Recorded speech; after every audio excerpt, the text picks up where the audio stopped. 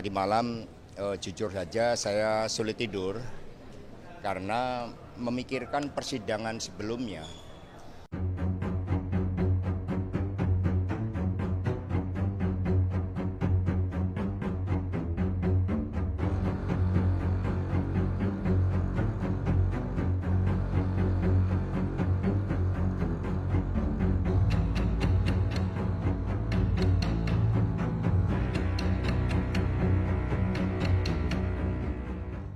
Baik, terima kasih rekan-rekan pers. Jadi meskipun persidangan hari ini berjalan lancar, tetapi tadi malam jujur saja saya sulit tidur karena memikirkan persidangan sebelumnya.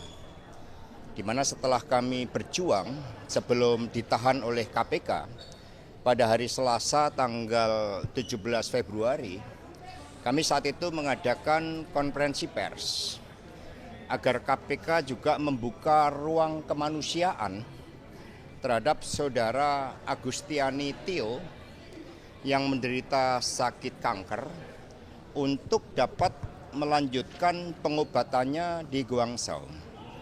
Kemarin kita lihat bagaimana saudari Tio sampai nyaris pingsan, jalan terhuyung-huyung akibat haknya yang berkaitan dengan keselamatan dirinya, yang berkait dengan hak-hak atas kemanusiaan bagi dirinya, pintu itu tetap tidak dibuka oleh KPK.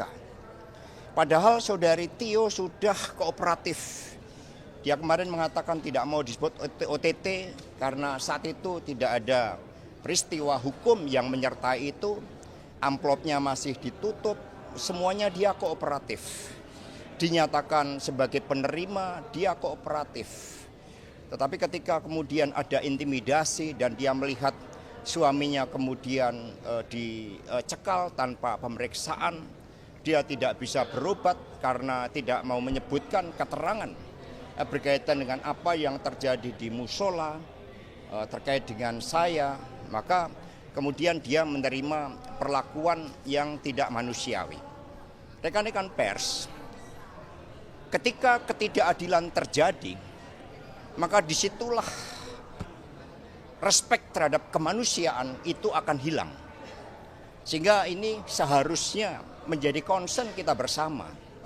Kalau toh saya memang ditarget secara politik untuk masuk tahanan, masuk penjara, dengan melakukan upaya daur ulang terhadap suatu proses hukum yang telah memiliki kekuatan hukum tetap, tetapi jangan pernah sekali-sekali mengorbankan kemanusiaan itu.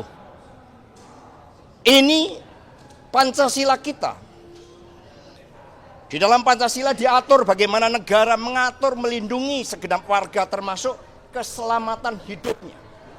Maka pada kesempatan ini saya menyampaikan suatu keberatan terhadap perlakuan yang sangat tidak manusiawi ini, dan semoga seruan kami sejak tanggal 17 Februari agar saudari Tio bisa melanjutkan pengobatannya itu dapat dibuka pintunya oleh KPK. Sekali lagi, ini bukan persoalan hukum lagi, dalam masalah kemanusiaan yang harus kita buka. Kita malu sebagai warga bangsa ketika negara tidak bisa memberikan ruang. Saya masih ingat ketika Pak Dahlan Iskan saat itu, beliau juga punya status sebagai tersangka, tidak bisa berobat, dibantu oleh Ibu Megawati Soekarno Putri.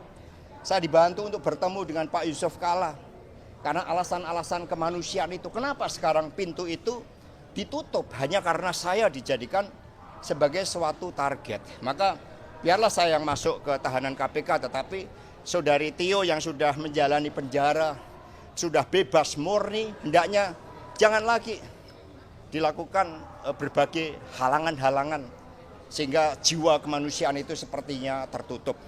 Menurut saya ini pesan yang terpenting ya di balik seluruh proses-proses yang kita lakukan. Saya siap menerima apapun di dalam keputusan pengadilan, tetapi jangan korbankan hak seseorang yang sakit kanker untuk berobat, melanjutkan pengobatannya.